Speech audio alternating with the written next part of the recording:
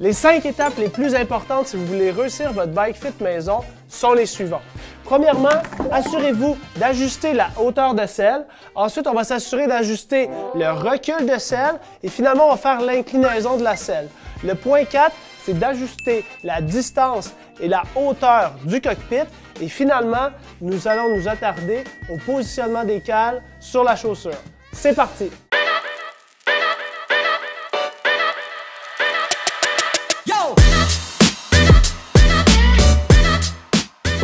La première étape pour réussir votre positionnement cycliste est d'ajuster la hauteur de selle. Pour ajuster la hauteur de selle, vous devez vous assurer d'être en mesure de mesurer l'angle au genou. Vous pouvez le faire avec une application sur votre smartphone ou bien encore avec un goniomètre manuel. Pour prendre la mesure de l'angle au genou, ce qu'on veut, c'est avoir le point de la plus grande extension au niveau du genou. Habituellement, on a ce moment-là de la plus grande extension au genou lorsque la manivelle est en ligne avec le tube de selle. Donc, lorsqu'on est dans cette position-là, on va s'assurer d'avoir le pied dans une position neutre, la cale à plat, et on va venir prendre la mesure de notre angle au genou. La mesure de l'angle au genou qu'on sait comme étant biomécaniquement efficace, on va se retrouver avec un angle entre 140 et 150 degrés au moment de l'extension maximale du genou. C'est ainsi que vous pourrez ajuster votre hauteur de selle. Bien sûr, vous devez faire les deux côtés et avoir une mesure plus ou moins symétrique entre les deux côtés. L'étape numéro 2 pour réussir votre étude posturale sur le vélo à la maison est d'ajuster le recul de selle. Pour ajuster le recul de selle, ce qu'on va faire, c'est qu'on va venir placer le pied à l'avant, la manivelle parallèle au sol. On va mettre le pied en position neutre, la cale à plat. Et ce qu'on veut réussir à faire, c'est de tracer une ligne entre le centre articulaire du genou et l'axe de la pédale qui se trouve ici.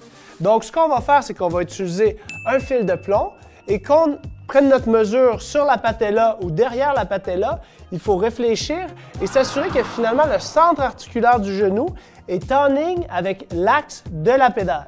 C'est ainsi que vous pourrez compléter un positionnement cycliste à la maison de manière efficace en ajustant votre recul de selle adéquatement. La troisième étape pour finaliser le positionnement de la selle avant de passer aux autres parties du vélo, c'est d'ajuster l'inclinaison de la selle. Pour ajuster l'inclinaison de la selle, ce que vous voulez faire, c'est ajuster la selle en général entre -3 et +3 degrés vers le haut. Ce que l'indicateur nous donne ici, c'est une mesure de référence parce que la meilleure manière d'ajuster l'inclinaison, c'est de demander au cycliste de pédaler sans les mains. La personne dans cette position doit être stable et doit être en mesure de ne pas glisser sur sa selle, être confortable.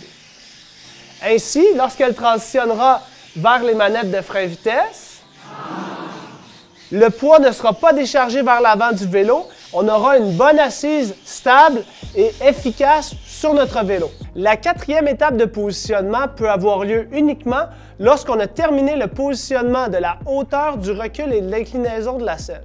Donc, le quatrième élément du positionnement cycliste, c'est d'ajuster la hauteur et la profondeur du guidon.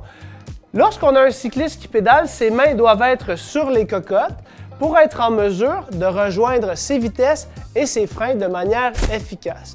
Dans cette position, si on réussit à faire un bike fit parfait, ce qu'on veut, c'est un anglotron entre 45 et 35 degrés, dépendant de l'expérience cycliste ou de la discipline.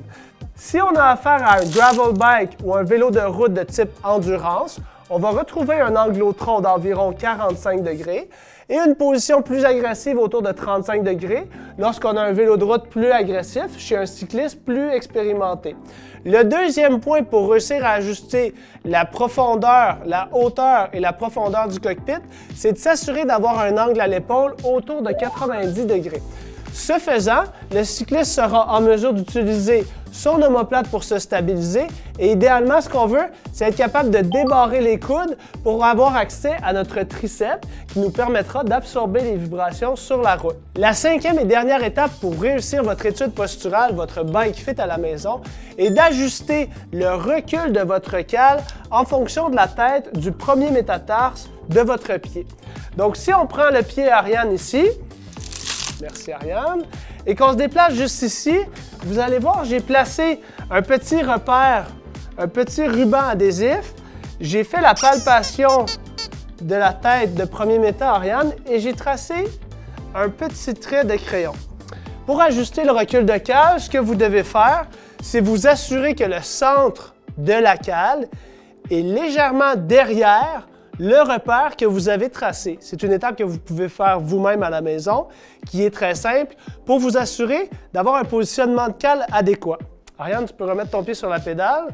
Donc, avoir un positionnement de cale adéquat, ça permet au cycliste de bien stabiliser le pied dans la poussée et de réussir à transmettre toute la puissance de pédalage qui vient de ses quadriceps et de ses fessiers dans la pédale. Donc, le positionnement de cale est crucial pour réussir votre étude posturale. En espérant que les informations contenues dans cette vidéo vous auront permis d'être plus confortable sur votre vélo, n'hésitez pas à vous abonner à la chaîne YouTube Physio Vélo pour nous permettre de produire plus de contenu comme celui-ci pour les passionnés de vélo comme vous.